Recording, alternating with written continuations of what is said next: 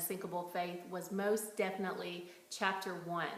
I had received this book contract about a year prior to a very difficult circumstance happening in my life. And so I was under contract to write this book about this great idea about positive thinking.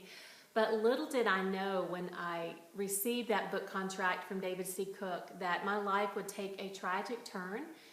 Something happened that I did not expect and was certainly extremely difficult to deal with. And that was that my husband of 25 years decided to walk away from our family and from my marriage.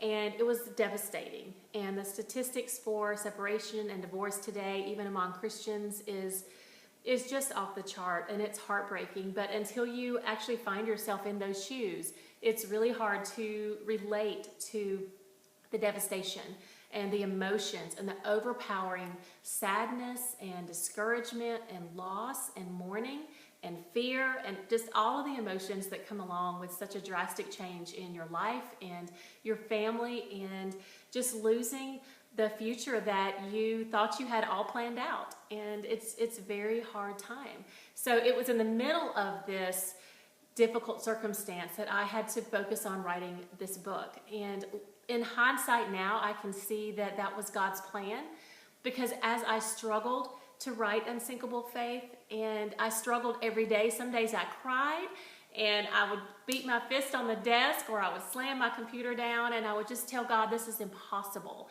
And I remember saying to God, you knew this was going to happen, so why would you even let me get this book contract?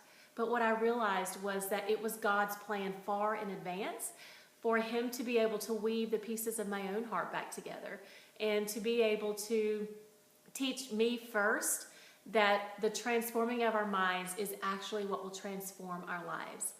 Because what I discovered is that while I was writing this book, day after day, week after week, month after month, just sitting in my office, like chained to my desk practically, I realized that something changed within me. And I noticed that God was changing my mind and my thought processes and my heart. And I found myself feeling happy and joyful on days, and I would think to myself, I've still got all these problems. I still have this issue with my marriage ending, and I still have, all these other circumstances that are surrounding me that are difficult and hard and painful and sometimes scary. So I remember asking God, how could I possibly feel this type of peace and joy today and feel happy in the midst of all of this? How could I be thinking positive in such less than positive circumstances? And that's when it really dawned on me that for months I had been researching and studying and writing about thinking positive. And I realized that God had to teach me how to truly do that first before I could write about it. So as hard as it was to walk through this circumstance, and I'm still walking through this difficult circumstance, I'm just so blessed and amazed how God has changed me first. And it's just made me even more passionate about this message, because I see the change in me. And I see the change that it's made in my life. And I know that regardless of what I face, whether it's this situation or other problems that will surely come up in the future, I can still think positive if I choose to do so. And I can still be an optimistic thinker and feel peace and happiness and joy and all the things that God offers. I can still have those things, even amidst the worst circumstances.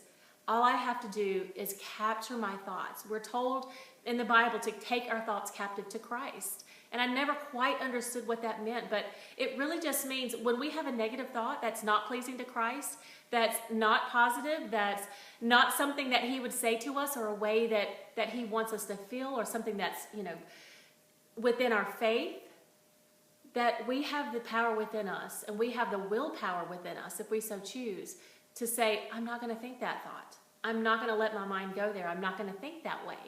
And instead, I'm going to think this way. I'm going to find a positive spin. I'm going to try to, if I can't even find something positive, at least not focus on the negative.